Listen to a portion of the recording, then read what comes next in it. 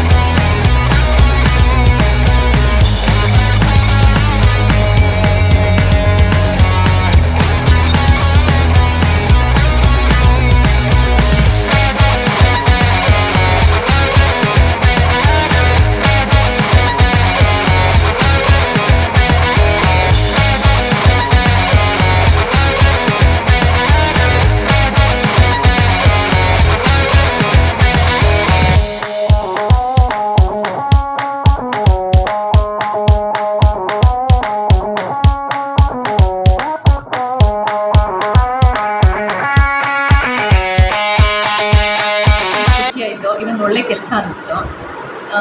ಮನೇಲಿದ್ರೆ ನಿದ್ದೆ ಮಾಡ್ತೀವಿ, ಬಟ್ ಹೊರಗಡೆ ಬಂದರೆ ಪರಿಸರ ಸಂರಕ್ಷಣೆ ಮಾಡಿದ್ರೆ ನಮಗೆಲ್ರಿಗೂ ಒಳ್ಳೇದೇ ಅಲ್ವಾ? ತುಂಬ ಖುಷಿ ಆಯಿತು. ಇದೊಂದು ಒಳ್ಳೆ ಕೆಲಸ ಅನ್ನಿಸ್ತು.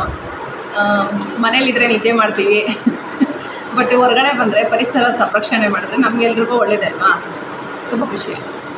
ತುಂಬ ಖುಷಿ ಆಯಿತು. ಇದೊಂದು ಒಳ್ಳೆ ಕೆಲಸ ಅನ್ನಿಸ್ತು. ಮನೇಲಿದ್ರೆ ನಿದ್ದೆ ಮಾಡ್ತೀವಿ, ಬಟ್ ಹೊರಗಡೆ ಬಂದರೆ ಪರಿಸರ ಸಂರಕ್ಷಣೆ ಮಾಡಿದ್ರೆ ನಮಗೆಲ್ರಿಗೂ ಒಳ್ಳೇದೇ ಅಲ್ವಾ?